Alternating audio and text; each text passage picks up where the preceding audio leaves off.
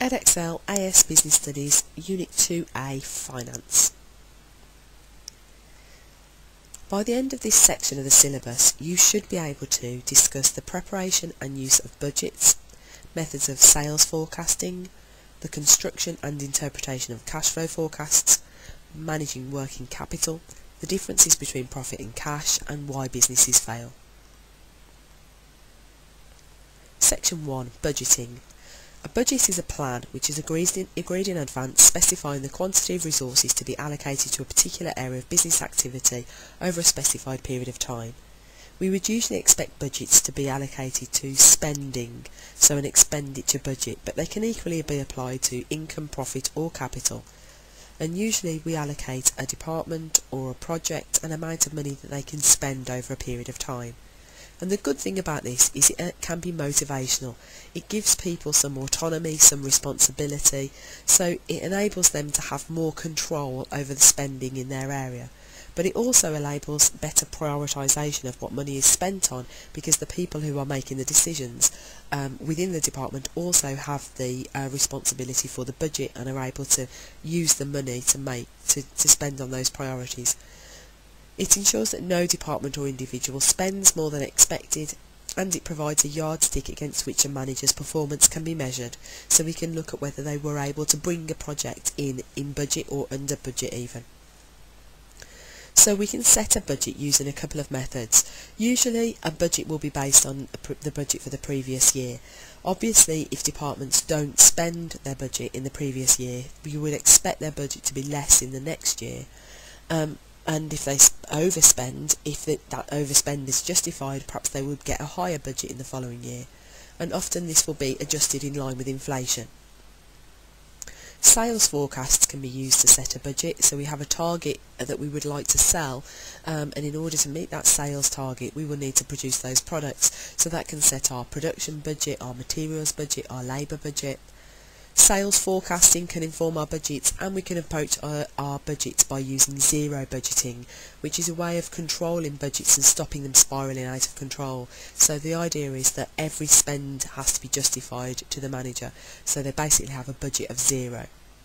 So that would be obviously not very motivational and wouldn't be an example of responsibility for spending being delegated, because the managers for those departments are having to go to their line manager in order to be able to buy anything or spend any money. So a budget is only useful if we compare it with the actual result. And so we're looking at budget variance. If we have a favourable variance, it's one that leads to a higher than expected profit. So this would be a higher revenue or lower costs. An adverse variance is one that leads to lower than expected profit, so this might be revenue down or costs up. So it would depend on which budget we were analysing as to whether we were looking at a positive or negative variance. Okay, so you always have to keep in mind that you're thinking about expected profit, so it's not necessarily whether the budget or the actual is higher, we're looking at which would generate the highest profit. So in this example we can see that the budget for November was 100, this is a spending budget, they actually spent 80, so the variance is 20. Because this is related to spending and they've spent less than the budget, that's a favourable variance. And conversely, in December they spend more than expected, so it's an adverse variance. So the limitations with budgeting are that often it's based on forecasts which may be inaccurate. Variances can only be identified and analysed after the event. The time and cost of collecting information and formulating budgets can be quite high, and unachievable budgets can be demotivational. Finally, budgets may restrict business activities, so departments may take a short-term view trying to do what they can with the budget they have for that year, so it might be that they focus on repairing machinery and equipment rather than replacing it because they don't have the budget in that year. Section 2. Sales forecasting. So, why should we bother with sales forecasting? Well, sales forecasts can be used to set budgets, set production targets and inform staffing levels. They also inform cash flow forecasting and help us to calculate our cash inflows, so they can be really important in the planning stages of our business.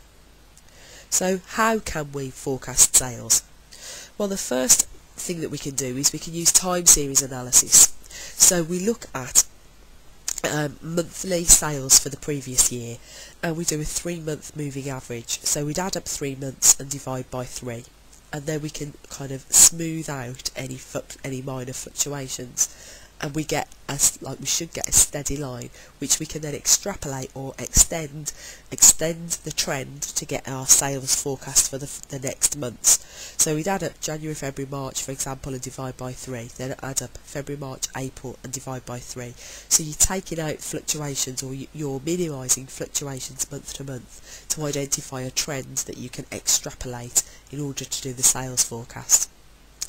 But sales forecasts can equally be based on market research, expert opinion, test marketing, so launching a product in a particular area and observing the results, or leading indicators. So leading indicators might be, for example, the US economy is often considered a leading indicator for what's going to happen in the UK.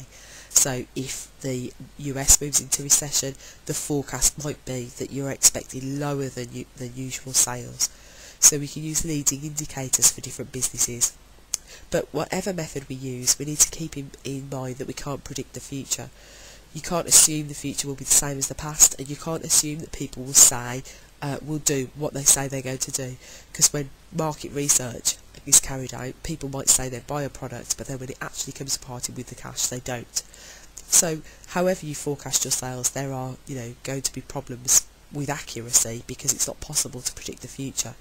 But going through the process of forecasting sales can help a lot of areas of the business in terms of production, staffing and finance. So, section 3, cash flow forecasting. A cash flow forecast shows money coming into and going out of the business. It does not show profit or loss, so you must be really careful that you talk about positive and negative cumulative balance rather than talking about profit. This is one of those sections where you really need to use your toolkit effectively. So why create a cash flow forecast? Well, first of all, they can help in management of the business because it identifies months in which there will not be enough income to meet all of their expected payments. One of the main reasons for business failure is cash flow problems, that businesses are having to pay their suppliers before their customers have paid them. So doing a cash flow forecast might identify when that would be the case. It can then help them get finance like an overdraft or a loan, because if they plan that into their cash flow forecast, they can prove to a bank that they would be able to repay any money that they borrow. You can also compare your performance with the forecast to identify problem areas. So identify where you've spent more than expected or where you've earned less than expected. So a cash flow forecast, if we review it once that the time has actually passed, it can help analyse the performance of the business. So we can see here is a cash flow forecast, and at the top we have cash inflows, which is money coming into the business. On this example you can see the money comes in from revenue, and then we do have a loan introduced in October. So that loan capital is a loan of £1,000 that's taken out in October, and then you can see if you look at November and December that we have got loan repayments. Okay, so you get a loan, you get the money, and then the repayments have to start being made. So cash inflows is money coming into the business. To get the total, we add them up. Expenditure is money going out of the business, things that we're spending on. And just to remind you that utilities relate to gas, water and electricity. So we add those up. We then calculate net cash flow, which is always cash inflow take away cash outflow, or cash inflow take away expenditure in this example. Don't do the big number take away the small number. Always work down the cash flow from top to bottom. So inflow take away outflow or expenditure. So in this example for September, 100 take away 120 gets us a negative net cash flow, minus 20. So our cumulative balance is also minus 20. If we move on to October, we can see the loans introduced, so we end up with a much more positive net cash flow. And the way we calculate the cumulative balance is we look at the net cash flow for the current month, add the cumulative balance for the previous month. So 1020 add minus 20, don't forget the signs, gives us 1000 as our cumulative balance for October. So things to remember, always work top to bottom. So don't do big numbers, take away small numbers, top to bottom, okay? And always make sure that you are watching your signs. So if you do, as in September, spend more than you earn, make sure that you've got the negative sign for the net cash flow and the cumulative balance where it's appropriate. You might sometimes see in these examples brackets used instead of the minus sign. That also means negatives. Working capital. Working capital is calculated using the balance sheet. Now you don't need to know about the balance sheet for your AS exam, other than that it's a financial document that's prepared at the end of the financial year that shows the value of the business, and it basically looks at what the business owns and what the business owes at any one point in time. So an asset is something the business owns, and a liability is money that the business owes. And working capital is basically looking at, is the business able to pay its day-to-day bills at any one point in time? Current assets include stock, debtors and cash. Current liabilities include any debts that are to be repaid within 12 months. So just remind you that a debtor is a customer that's not yet paid, and a creditor is a supplier you have not yet paid. So working capital is the money needed to keep the business operating in the time gap between paying suppliers for materials and receiving revenue from customers. So the amount of working capital that's needed depends on the type of business, the credit terms a business can negotiate from their suppliers, and the credit it extends to its customers. So too little cash and the business will be in danger of not being able to pay its day-to-day debts, but too much cash and their money will not be working as hard as it could be. So we look at liquidity measures. High levels of liquidity mean lots of cash in the business. Low levels of liquidity mean not enough cash in the business and a danger of not being able to pay day-to-day bills. And we can calculate liquidity, or whether there is sufficient working capital, by using two ratios. The first is current assets divided by current liabilities, and the second is the acid test ratio, current assets take away stock divided by current liabilities. So both of these are looking at how much current assets do we have compared to bills that need to be repaid within the next 12 months. So the reason why we take stock off in the acid test ratio is because if you use stock to pay your day-to-day bills, you don't then have materials available to make your products. So it doesn't really make sense to use stock as part of your funding to pay your day-to-day bills. It's fine to use cash, obviously that's a liquid asset that you have available, and debtors are customers that are not yet paid, so you could chase those to pay their invoices and then you would have that money available. So we've got current ratio and acid test ratio as two main measures of whether we've got enough cash in the business to pay our day-to-day bills. With our current ratio, we're looking at an answer between 1.5 and 2, and with an acid test ratio, we're looking for an answer of exactly 1. So, working capital problems can come from inadequate budgeting and control of costs, inadequate cash flow forecasting, recession, inadequate credit control, so for example not invoicing or chasing customers to pay on time, and overtrading. So that's when a business, particularly a new business, expands rapidly and spends more money on stock to fulfil orders before they've had the money in from their customers.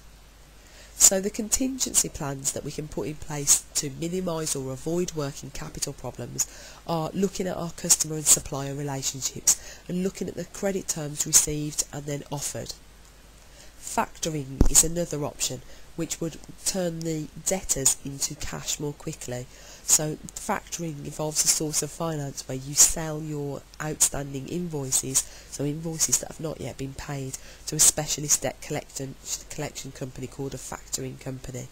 And usually they will charge you a certain percentage of the face value of the invoice. So if you had an invoice worth £1,000, the factoring company might give you £800 up front, and then they will recover the whole £1,000, and the £200 difference is going to be their fee. You might look at an overdraft or a loan, and you might manage your stock levels as a way of trying to make sure you are able to pay your day-to-day bills. So, profit or cash?